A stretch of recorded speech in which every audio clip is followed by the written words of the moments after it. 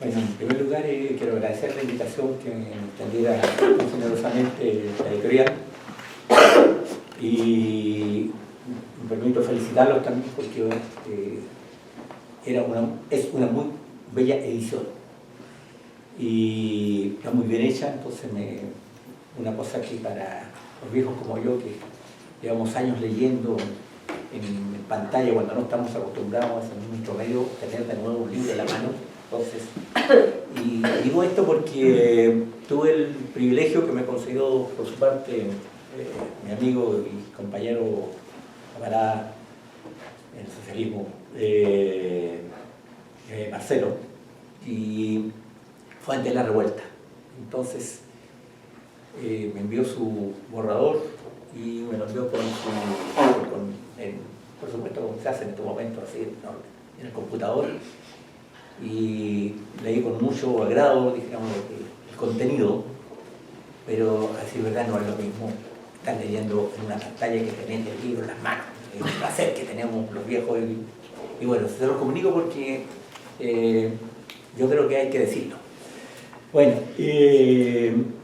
leyendo el texto que me mandó en ese momento Marcelo, un texto muy sobrio, al mismo tiempo muy contundente, un dioso así, en el cual se estaban condensando meses, años de un trabajo exhaustivo en archivos, cartas, periódicos, diversas otras fuentes, por cual me cuenta, puedo asegurarlo, lo puedo jurar, Marcelo, que te vi, que no puede. Con ese texto, digo, se me abrieron una serie de perspectivas y el libro contenía una serie de informaciones que iban más allá de la simple biografía en cuanto relato, dijéramos, de una vida, y permitía, a mi juicio, por una parte, entender el periodo histórico en cuestión, por una parte, pero por otro lado planteaba una serie de reflexiones y que creo que tal vez ustedes cuando tengan la oportunidad de leer el libro en su integridad, tal vez sean las mismas reflexiones e interrogantes que se vayan a plantear a partir justamente del libro de Marcelo. Ahora, la verdad que la revuelta social del 18 de octubre y posterior convención constitucional exigían cambiar nuestras maneras de leer y de ver, dijéramos, los fenómenos sociales y políticos. Y la verdad que tuve una segunda lectura, una vez que tuve el libro enviado por la editorial, y descubrí nuevas facetas. Ahora, la verdad es que todo eso me sobrepasó, a decir verdad, porque era demasiado. Yo hubiera querido poder condensar de alguna manera todo lo que he podido ver en el libro. Quisiera poder transmitirle el entusiasmo que lo he tenido cuando lo leo y cuando lo vuelvo a releer, pero la verdad es que un poco viejo ya me cuesta hacer eso. Por lo tanto, voy a detenerme en algunos aspectos que me parecen relevantes y sobre todo una cuestión que creo que tiene que ver con el problema de las ideologías y con el socialismo, en todo lo que ha sido su desarrollo, y que finalmente yo creo que de alguna u otra manera están las discusiones actuales. El día 9 de junio, como se mencionó aquí, se realizó una discusión sobre el 4 de junio y salió este tema de las ideologías. Y esta discusión se dio también en otros ámbitos, en los cuales se planteaba esta cosa de una relación entre lo que fue el socialismo chileno con el marxismo y con otras corrientes ideológicas. Entonces, yo voy a centrar sobre el aspecto positivista. Y porque creo que si bien las concepciones positivistas de alguna u otra manera han sido en materias políticas, yo creo que quedaron atrás. Por otro lado, de alguna manera, reaparecen de alguna manera. Entonces me voy a tener en el problema de la adscripción de Alfredo Lagarrigue con el positivismo en particular, y voy a partir del título mismo. Marcelo agrega al nombre de Alfredo Lagarrigue un positivista, dice, precursor del socialismo chileno. Entonces, sobre la cosa del positivismo me quiero detener porque en los 4 capítulos del libro hay por lo menos un apartado que se refiere explícitamente al positivismo. Eso también aparece en las conclusiones. Y resulta que la Declaración de Principios del Partido Socialista, aprobada en el primer Congreso en 1933, se plantea una definición marxista de lo que iba a ser el hacer de este partido. Y ideologías que hoy día, digamos, positivismo por una parte y marxismo por otro lado, parecen absolutamente incompatibles entre sí. Y la lectura del texto de Marcelo, la verdad es que hace ver aspectos, dijéramos, que a mi juicio, por lo menos mi experiencia de lectura, no había encontrado. La formación que nos entrega Marcelo finalmente nos permite claramente comprender el cómo estas conexiones con el positivismo permiten comprender el compromiso político de Alfredo Lagarrigue con el intento revolucionario del 4 de junio y con la activa participación en el Partido Socialista en los años posteriores. Ahora, esa concepción, y yo creo que lo señaló de alguna manera Miguel, la concepción positivista del mundo que circulaba, Marcelo dice esto, circulaba con verdadera devoción en la familia paterna, va a ser un método de interpretación de la realidad y va a ser una doctrina cuyos principios generales van a ser aplicados en lo que en el lenguaje positivista se llamaba el progreso de la humanidad. El profesor Alvarado, mi amigo acá presente, Don Lagarrigue, hicieron, dice, del altruismo kantiano una profesión de fe secularizada, fundada en valores de justicia y en una profunda sensibilidad social. Y en esta perspectiva los Lagarrigue van a priorizar este punto de vista social sobre el punto de vista individual, debiendo este punto de vista individual subordinarse al punto de vista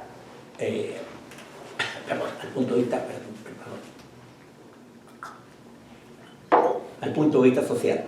Y esto en la perspectiva de superar las concepciones económicas impuestas por el imperio del liberalismo y en particular la idea de que la vida económica consistía en la competencia salvaje en el mercado entre oferentes y compradores, omitiendo con ello el sentido vital de las necesidades colectivas que exigía una organización más racional de la distribución de los recursos.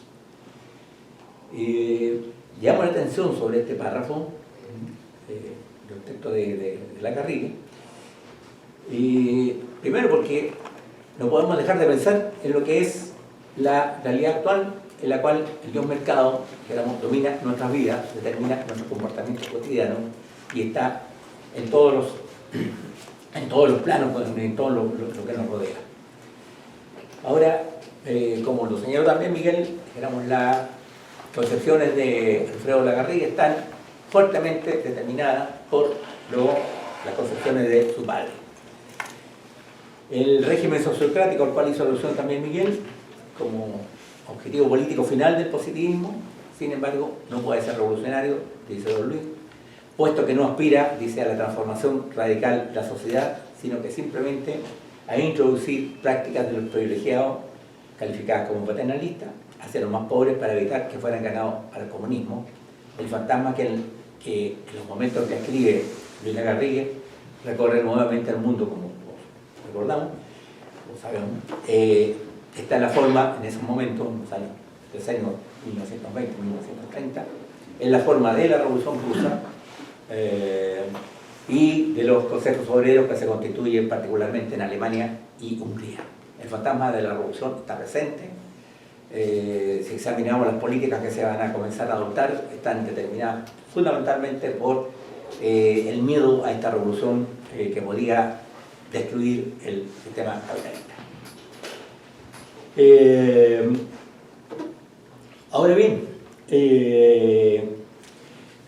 la originalidad de Alfredo Lagarrigue, Marcelo, que no mistifica a Alfredo Lagarrigue, no lo convierte en un ídolo, ni mucho menos, trabaja sin complacencia, es un trabajo de un historiador hecho y derecho, como decíamos. Dice que Alfredo Lagarrigue tuvo la habilidad, dice, y la agudeza de radicalizar los conceptos positivistas hasta darles alcances inéditos y una nueva dirección en lo que fue la coyuntura histórica de la Revolución de 1932. Y dice, continúa Alvarado, resignificando el acervo positivista, desentrañando de él un potencial revolucionario que no había sido advertido hasta entonces. Marcelo señala muy bien que esta radicalización está perfectamente encuadrada, está enmarcada en lo que fue la gran crisis económica mundial de 1929. Crisis que, como sabemos, afectó no solamente la esfera económica, sino que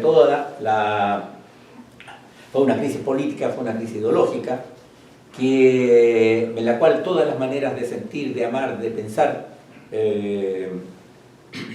dominantes hasta ese momento, fueron prácticamente sobrepasadas. Una crisis económica que afectó a millones de seres en todo el planeta. Y según un informe de la Liga de las Naciones, mostraba de que Chile había sido el país más afectado por la crisis económica mundial. Justamente, si ustedes examinaran las estadísticas económicas de Chile, es justamente el mes de junio de 1932, y si mal no recuerdo, por ahí como el 10 o 12 de junio, que es el punto más bajo de la crisis. De ahí comienza de nuevo, queramos remontar, dijéramos la economía, y eso estamos hablando a nivel mundial. Ahora, quiero destacar aquí también que esta crisis encuentra un movimiento obrero que a nivel mundial está prácticamente en el suelo. Y eso venía arrastrándose prácticamente de 1925 hacia adelante a nivel mundial. Derrota de la huelga general en Inglaterra en 1927, fracaso de las insurrecciones obreras y populares en China, decaimiento en general del movimiento sindical, y en el caso particular de Chile, lo que tenemos es un movimiento sindical que después de la represión de anarquistas y de comunistas, dijéramos, legalizado durante el gobierno de Ibáñez, y ese movimiento sindical que ha reducido a su más mínima expresión. La crisis, dijéramos, aquí en Chile implica que este movimiento sindical, además de lo que acabo de decir, va a ser profundamente afectado en cuanto a los centros principales donde estaba situado, donde estaban los grupos más, dijéramos, más consolidados, más fuertes, como es el Salida por una parte y el Carrón por el otro. Bueno, fueron lanzados a la cesantía y la población disgregada a todos lados. No hay, dijéramos, un movimiento obrero fuerte, capaz de hacer frente a lo que había como crisis. Y quienes van a tomar los relevos, quienes van a tomar la asunción de como conciencia, si se quiere, de la sociedad, van a ser los partidos obreros y populares que van a comenzar a estructurarse inmediatamente a partir de la caída de Ibáñez. Son ellos los que van a hablar, dijéramos, en nombre de la sociedad. El movimiento obrero pasa a un segundo plano y, digo, esta característica se va a dar a lo largo de todo el periodo que mencionó también Miguel, de 1932 a 1973. Son las políticas de representación política los que van a dominar, más que, dijéramos, los movimientos sociales mismos que pudieran expresarse en forma directa en la escena social. Ahora bien, el lema positivista, orden y progreso, Augusto Comte decía que el orden es la base y el progreso es la meta. En las condiciones que estoy señalando se muestra prácticamente irrealizable. De lo cual tendría que seguirse de que si no hay orden, no hay progreso. Y no hay progreso sin orden. Y en esta perspectiva, en la perspectiva positivista, la gran crisis mundial tendría que ser entonces la manifestación máxima de este desorden mundial que está ocurriendo, creado, y esto por el liberalismo reinante, imposibilitando por tanto todo progreso. En consecuencia, la ideología dominante en ese momento, el liberalismo, era algo que ya no servía. Era necesario un nuevo orden que permitiera, en el lenguaje positivista, el progreso de todos, y esto en acorde con la religión de la humanidad profesada por la familia Lagarriga. Es en este periodo de crisis de agudización y profundización de todas las contradicciones del sistema capitalista que Alfredo Lagarriga, como otros positivistas, va a radicalizar sus posiciones, llevándole a considerar la necesidad de participar activamente en política, incorporándose a los grupos conspirativos que se forman a la caída de Ibáñez, como señala Marcelo. Y va a participar como afirmando la intervención del Estado para producir las reformas necesarias, insertándose en un vasto movimiento que aparece con una relativa fuerza a partir de 1918-1919, en la década de los 20, que aparece con toda fuerza, planteando la necesidad de contar con un Estado fuerte, con un gobierno no menos fuerte que este, y capaz de controlar los desvaríos y las intemperancias de los intereses individuales. Centralización, por tanto, de la política, concentración del poder en la cima del Estado, y todo esto en vista a racionalizar la vida social, y el objeto de esto es la perspectiva de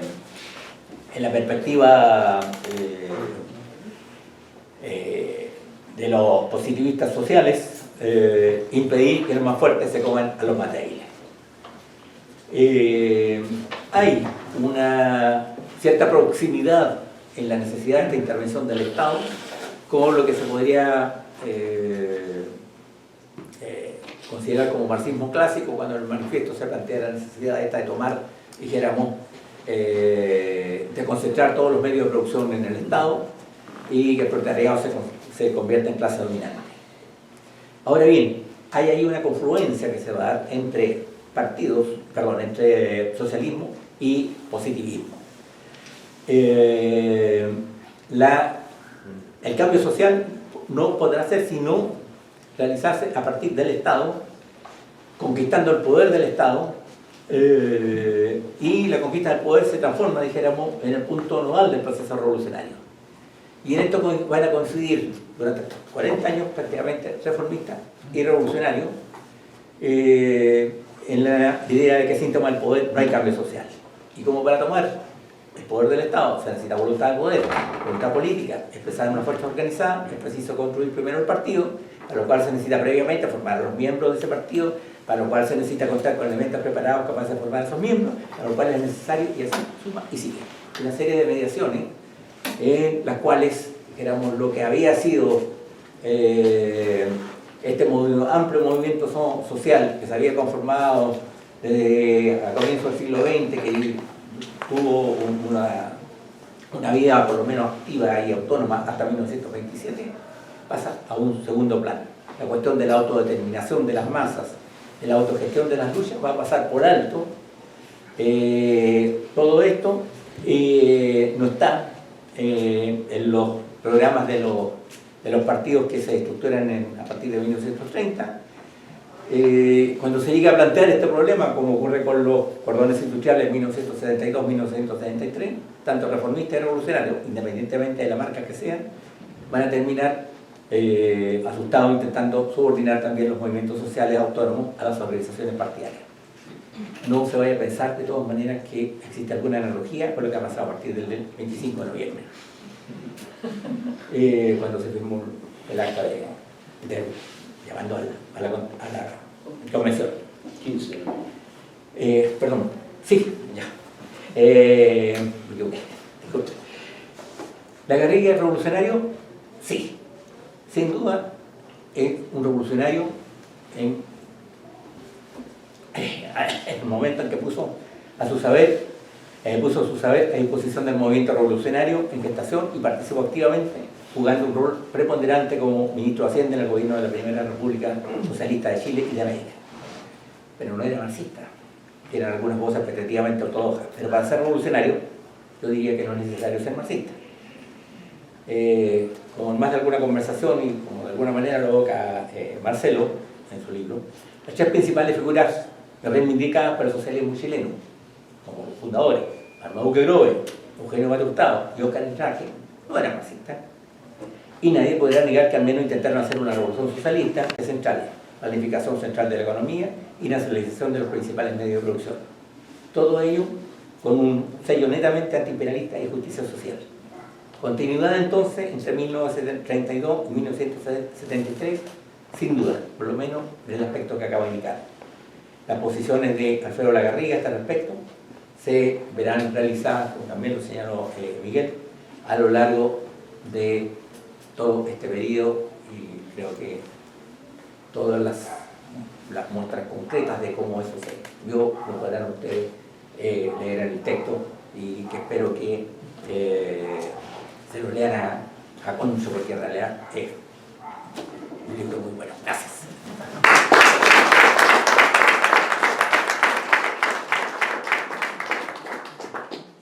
Muchas gracias, Luis, por tu entusiasmo y por tu lectura, ¿no? Tan atenta probablemente a este texto.